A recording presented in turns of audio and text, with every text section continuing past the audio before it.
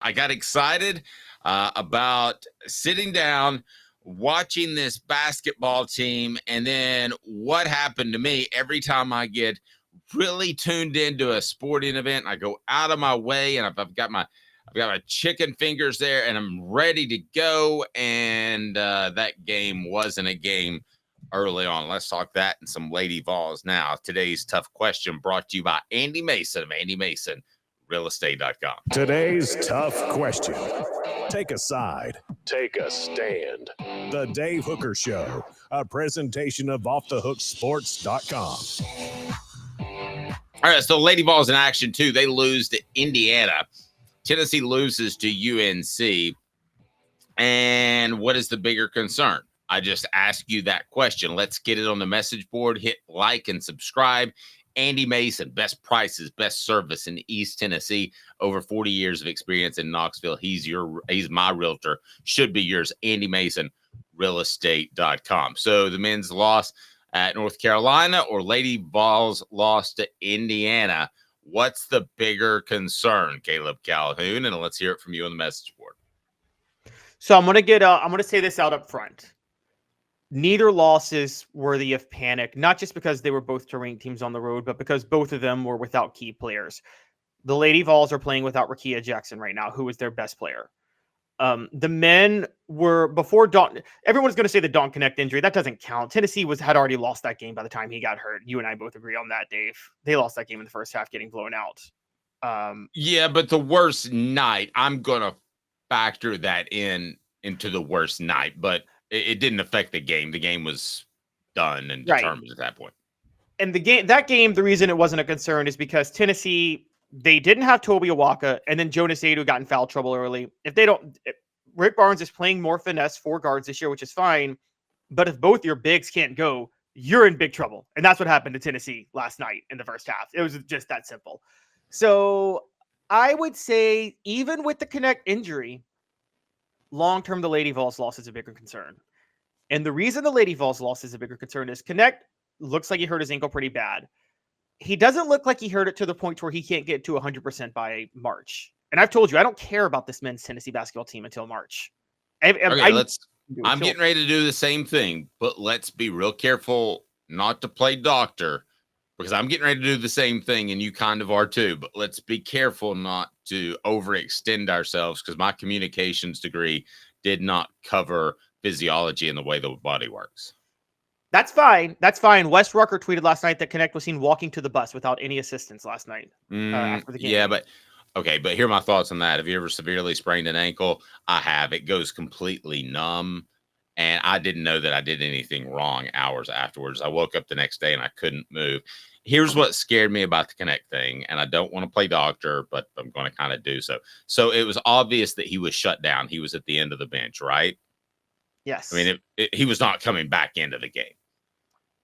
They didn't ice it immediately, which either makes me think that's an oversight, and a pretty big one that's tantamount to the way they handled Mike Tyson when he got knocked out by Buster Douglas. You're supposed to put ice on it, not air. But anyway, either that's an oversight, or they said this guy ain't playing anytime soon and ice isn't going to help him. That to me makes it a worse night for the Vols than the Lady Vols. I don't care if they blew a 40-point lead against UConn, and it was the Pat Summitt Tribute Classic. It doesn't matter. To me, one of your best players with an ankle injury in basketball is a big, big, big deal this time of year.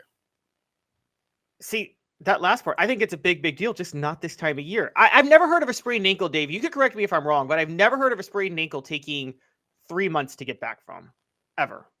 And well, here's true. If he just sat there and did nothing, but when he tries to work his way back, those ligaments are always a little bit looser. I still am. So have him sit there and do nothing. Have him sit there and do nothing. You don't need anything. You don't need him till March. That's fine. No, I'm good with that. But when he comes back, are those ligaments a little bit looser? I still to this day am more likely to roll my left ankle than my right ankle because of an injury when I was 17 years old. So those ankle things scare me. I don't think you want a Knecht that's 80% headed into March. You would agree with that, right? Yeah, you want 100% Knecht. You want to 100% connect, huh? Yes, you want 100% connect. And because he's got to connect four with other players. yes, it's like a relationship. You can't have an 80% connect.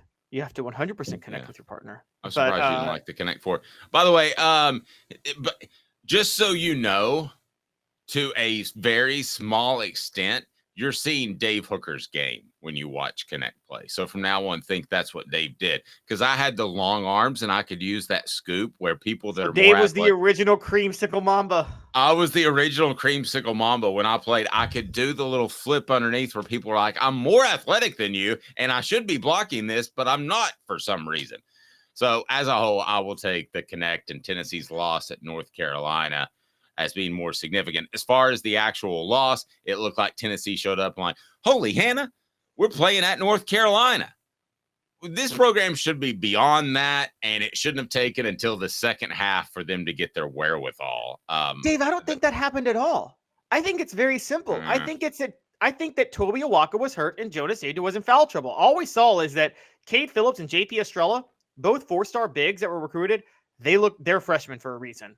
I haven't said this in basketball in a long time because of the one and done era, but this is the first time where I looked at a player that I thought could be good but played like a freshman. Like the actual freshman by his label mattered. And that was Cade Phillips last night. And so let me ask you this to give our listeners some perspective on where you stand exactly. And that is, are we going to be having a discussion within the next 3 weeks that Kelly Harper is on the hot seat? Because if so, then the Lady Vol loss was bigger. Yes, that's where I was going to go with this. Because I know they didn't have Rickea Jackson, but Tennessee has, based on recruiting, top 5 talent. And Dave, you know this with women's basketball. It's not like men's basketball.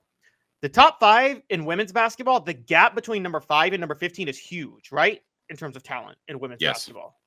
It's gigantic. You should be able to withstand against a top 20, top 15 team, even your best player being hurt if you're Kelly Harper and you're the Lady Vols. And they had a 42-27 lead last night. Indiana shot 0 of 9 from 3, and the Lady Vols still lost that game. That's a game you can't lose. And I think Kelly Harper, she's stuck in a time. She's stuck in a time. I mean, in the same way Rick Barnes is stuck in a time, I will say on the other end, but I think Rick Barnes is willing to adjust a little more. Kelly Harper is full on the Pat Summitt philosophy, which that's not a knock on Pat Summitt, but Pat Summitt did it in a time where it worked. And the Pat Summitt philosophy, I would assume Pat Summitt would have changed. You know what it's like? I'll give you a perfect example. It would be like you remember Bear Bryant's coaching tree of all these coaches, Bill Curry, you mentioned him the other day, Jackie Sherrill, all these coaches that came after him. And they stuck to the Bear Bryant philosophy all the way into the 2000s of, the whole, you should never throw the ball. Because what was the saying? 4 things can happen when you can throw the ball and 3 things are bad.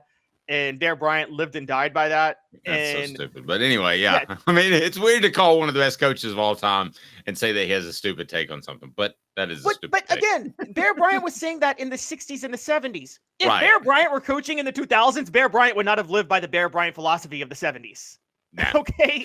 And so to live by that philosophy is stupid. And so Kelly Harper is living by the Pat Summitt philosophy that Pat Summitt herself probably would not live by if she were coaching today. So there's no telling what Pat Summitt would have been because she constantly evolved. She would have evolved probably 2 or 3 times between when she essentially stopped coaching, which wasn't her last year. It was the year before. That's when she was kind of disconnected. She would have evolved probably 2 or 3 times since that point if she was still coaching. Always go to offthehooksports.com for the latest. We like to call them smart, intelligent takes on the Vols. You can download the app that's right down below. You can relive the greatest season in Tennessee football history with the behind-the-scenes stories about the 1998 national championship team. They're still on Black Friday specials. That is right down below as well. We've got the issue app. A correction. Yes. It was Notre Dame last night, not Indiana. Indiana is who they beat last week. And funny enough, I really apologize for that. It was Notre I was Dame lumping them all together. It's the Midwest. It's the Midwest, and honestly, you don't want to be there. So we'll just lump all of those schools together. That's the Lady Vols lost to Notre Dame. They lost at home to Notre Dame. It was a bad loss. I apologize. I don't know that on me. I mean, you could have just said Dave. They both play in Indiana, and the Lady Vols did just recently play Indiana. And I don't know why I had Notre Dame in my head. I just massive correction. I'm really sorry. I hate when I get those things wrong. That's okay. The big Amish group that is there right outside of Notre Dame. Were you aware of that? I have not.